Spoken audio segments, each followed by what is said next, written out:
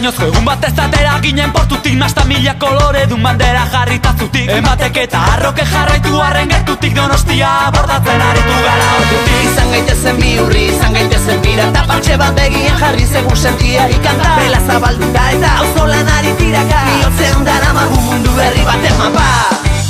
Izan gaitezen pirata. Belak zabaldu ditugu, batu ditugu indarrak lotu, gure gara eta askalitzaguna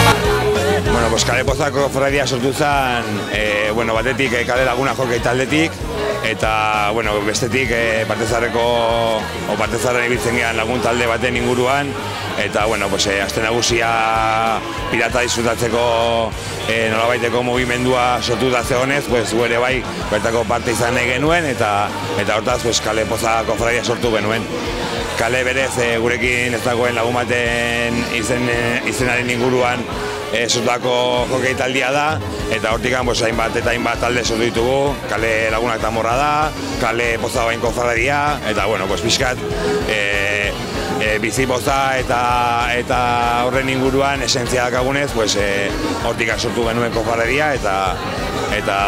aurtengo Donostiako aste nagusi pirata, lehenengo aldiz hainbat ekintza sortu ditugu, parte hartu ditugu, eta pixkat hortik gatoz. Aurten, kirol munduarekin erlatxotatua dagoenez gure kofradia, ekintza desberdinak antolatu ditugu, batetik jokei tailerra, eta gaurkoan bizikrosa, urguletik Barrena lasterketatxo bat, arrakastatxoa, gure buruan behintzate hori dakagu, jendia animatu da, egualdiak ebai azkenean lagundu egin digu, ez da hasiera baten egualdik askarratera, eta martxa ibili da, martxan ibili gea, eta martxan jarraitzeko haindikan gogoakin. Kale Pozaren parte, 80 bat lagun gera, parte hartze handia izan dugu, hasi ginen lehenengo larun batian pretxupinazoarekin, jetxiera txarangarekin, bestelako kofradia guztia jasotzen, eta giro politian ibili gea aste guztian zehar. Ekintza batzutan jende ibili da, beste batzutan gutxigo, baina gure presentzia, gure kolore arroxa horri ibili da aste nagusi osoan, bai goizez, bai atxaldez, bai gauez, bai ordutan, ordu txikitan, ordu honditan, eta valorazioa pixka da, hau gora difuala, geroz eta parte hartzea handiagoan abaitzen degula, jendea pozik dagola, jada hurrengo urterako buruan dazkagu ekintza berrikuak, antolatutako ekintzen barruan ere bai bestelako